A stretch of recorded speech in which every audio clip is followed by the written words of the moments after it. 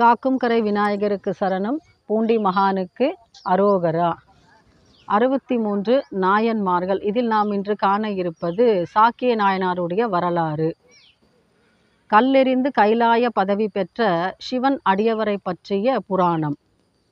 வளமான தொண்டை மண்டலத்திலே திருச்சங்கமங்கை என்னும் ஊரில் அவதரித்த சிவன் அடியவர். வேளாளர் குலத்தில் அவதரித்த சிவனடி செம்மல். அவருடைய முன்னோர்கள் இந்து மதத்தை சார்ந்தவர்களாக இருந்தார்கள். இவர் என்ன பண்ணுறாருன்னா, இளமை காலம் இவருக்கு ஒரு எண்ணம் உதித்தது.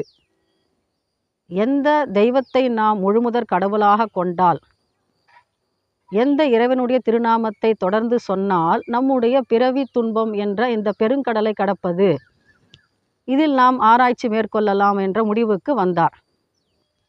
கல்வியில் சிறந்த காஞ்சிபுரம்னு சொல்லுவாங்க. இவர் என்ன பண்ணுறாரு, காஞ்சிபுரத்துக்கு புறப்பட்டு போகிறார். அங்கே பௌத்த மத அந்த பாடசாலையில் அவர் நூல்களை கற்றார். என்ன பண்ணுறாரு, தன்னுடைய பெயரை சாக்கியர்னு மாற்றிக்கிறாரு. சாக்கிய மதத்தில் இவர் சேர்ந்துடுறாரு. இவருடைய முன்னோர்கள் இந்து மதத்தை சார்ந்தவர்களாக இருந்தாலும் இவர் என்ன பண்ணுறாரு, புத்த மதத்தை சேர்ந்தவர்களோடு சேர்ந்து கொண்டு அவர்களுடைய நெறிமுறைகளை கற்றுக்கொண்டு அவர்களுடைய மதத்தையே இவர் பின்பற்றுகிறார். அங்கே பல நூல்களை அவர் ஆராய்ச்சி செய்து பார்க்கிறார். எந்த தெய்வத்தை கும்பிட்டால் நாம் பிறவா நிலை அடைய முடியும் அப்படின்னு ஆராய்ச்சி பண்ணுறாரு. ஆனால் அவருக்கு அதில் தெளிவான ஒரு யோசனை உதிக்கலை. தொடர்ந்து கற்றுக்கொண்டிருக்கிறார். அப்போ அவருக்கு ஒரு எண்ணம் உதித்தது. நாம் பார்க்கலாம், நீரு பூத்த நெருப்புன்னு சொல்லுவாங்க. ஒரு நெருப்பு கங்கு இருக்கும், அனலோடு இருக்கும் அது. ஆனால் அது மேலே ஒரு சாம்பல் மூடி இருந்ததுன்னா அதனால் அதனுடைய நெருப்புக்கான அந்த ஒரு தகுதி அது இழக்காமல் இருக்கும். அதுபோல் இங்கே என்ன நடக்குதுன்னா, சிவன் என்ற அருள் காற்று அவர் மேலே படுது. என்ன ஆகுது, அந்த பௌத்த மதத்தை சார்ந்தவர்களாக இருந்தாலும் அவர் என்ன பண்ணுறாரு, சிவநெறியே பிறவா இன்பத்திற்கு வழிவகுக்கும்ன்ற ஒரு அறுதிட்டு கூறக்கூடிய ஒரு முடிவை அவர் அடைகிறாரு. ஆனால் இப்போ என்ன பண்ணுறாரு, தன்னுடைய கோலம் எப்படி இருக்குது, பௌத்தர்களுடைய கோலமாக இருக்கிறது. இந்த நிலையில் நாம் எப்படி சிவபெருமானை வணங்குவது? வணங்கினால் ஊரார் ஏற்றுக்கொள்வார்களா? கேலி பேசுவார்கள் அல்லவா? இவர் இருக்கிறது புத்த மதம். இவர் எப்படி சிவனை கும்பிட முடியும்? அவர் என்ன பண்ணுறாரு, மனசுக்குள்ளேயே நமச்சிவாய மந்திரத்தை ஓயாமல் ஓதிக்கிட்டு இருக்காரு. வெளியில் யாருக்கும் தெரியாது. ஆனால் அவர் முடிவு பண்ணிட்டார், சிவனை வணங்கினால் நாம் முக்தி பெறலாம் என்ற ஒரு கோட்பாட்டிற்கு அவர் வந்துவிட்டார்.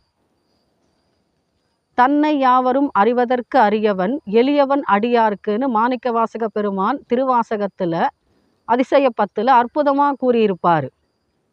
தன்னை யாவரும் அறிவதற்கு அறியவன், ஒருவராலையும் அவரை அறிய முடியாது, இன்ன தன்மையன் அப்படின்னு சொல்லிட்டுன்னு. ஆனால் எளியவர்களுக்கு அவர் எப்படி சொல்ல முடியும், அடியார்களுக்கு அவர் எளியவராக இருக்கிறார், சுலபமாக கிடைச்சிக்கக்கூடியவராக இருக்கிறாரு. பார்க்கிறாரு சாக்கிய நாயனார் மனசுக்குள்ள நமச்சிவாய மந்திரத்தை யாரும் அறியாதவண்ணம் ஓதிக்கொண்டிருக்கிறார். ஆனால் வழிபாடு செய்யணும் இல்லையா, அப்போ தானே பூர்த்தியாகும் ஒரு பூஜை. என்ன பண்ணுறது, சிவ பூஜை பண்ண முடியுமா அவரால்? ஒரு நாள் என்ன பண்ணுறாரு, ஒரு பரந்த நிலவெளி அது பக்கமாக போய்கிட்டு இருக்கார். அவர் பார்த்தா ஒரு சிவலிங்கம் கேட்பாரற்று கவனிப்பாரற்று கிடந்தது. இவருக்கும் ஆசைதான் சிவ பூஜை செய்ய வேண்டும் என்று. ஆனால் அதற்கு தேவையான நீர் வேண்டுமல்லவா, ஆராதனைக்குரிய பூக்கள் வேண்டுமல்லவா, அது அங்கே கிடைக்கவில்லை. சுற்றியும் முற்றியும் பார்க்கிறார், அங்கே சிறு சிறு செங்கற்கள் இருக்கின்றன. அவர் என்ன நினைக்கிறாரு பாருங்க, இந்த செங்கல்லை எடுத்து நம்ம சிவபெருமான் மேலே எறிவோம், அதை மலராக நம்ம நினச்சிக்கிட்டு எறிவோம், நமச்சிவாய மந்திரத்தை மனசுக்குள்ளே ஓதிக்குவோம்னு முடிவு பண்ணுறாரு. இப்போ இதனால் என்ன லாபம்னு பாருங்க. வெளியிலிருந்து பார்க்கிறவர்களுக்கு இவர் என்ன பண்ணுறாருன்னு தோணும், சிவனை நிந்தனை பண்ணுறாரு, அவருக்கு பிடிக்கல அதனால் கல்லெறிகிறாருன்னு மக்கள் நினச்சிக்குவாங்க.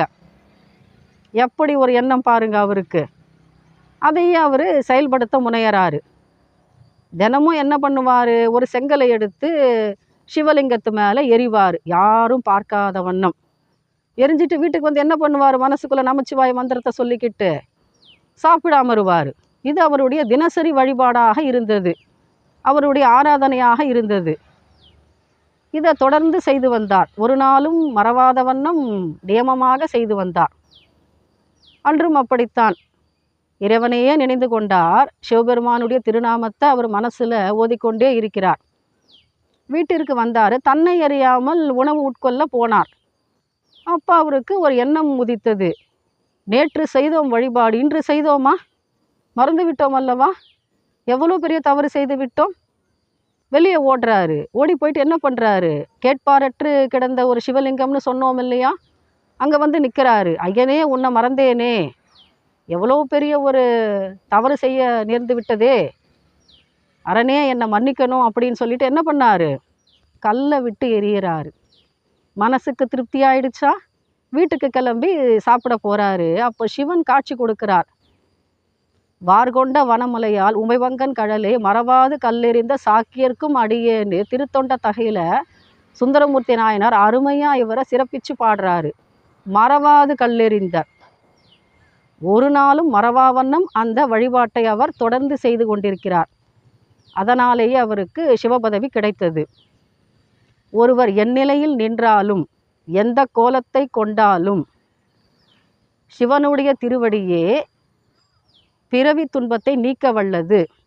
இதை சந்தேகமற உணர்த்தக்கூடிய வரலாறு சாக்கிய நாயனாருடைய வரலாறு.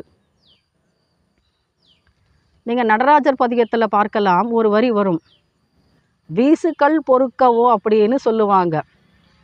கல்லை வீசினா என்னன்னு சொல்லுவோம்? அது தர்மமோ? இறைவனுக்கு நாம் செய்யக்கூடிய வழிபாடாது? இடர்தானே அது.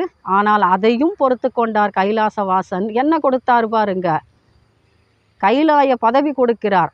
மறவாது கல்லெறிந்தாய் அல்லவா, என்னுடைய சிவபதத்தில் உனக்கு இடம் உண்டுன்னு அவர் அருள் கொடுக்கிறார். எத்தகைய வரலாறு பாருங்க. கல்லையும் மலரா ஏற்றுக்கொண்டதல்லவா சிவனின் உள்ளம். எத்தகைய ஒரு பேறு பெற்றார் சாக்கிய நாயனார். அவர் பௌத்த மதத்தை சார்ந்தவர்களாக இருந்தாலும் சிவனின் திருவடியை நினைந்தால் முக்தி கிடைக்கலாம் என்பது நமக்கு சந்தேகமற உணர்த்தக்கூடிய சாக்கிய நாயனாருடைய புராணம். நாமும் சிவனடியார்களை வணங்குவோம், சிவன் அருள் பெறுவோம். காக்கும் கரை விநாயகருக்கு சரணம். பூண்டி மகானுக்கு அரோகரா.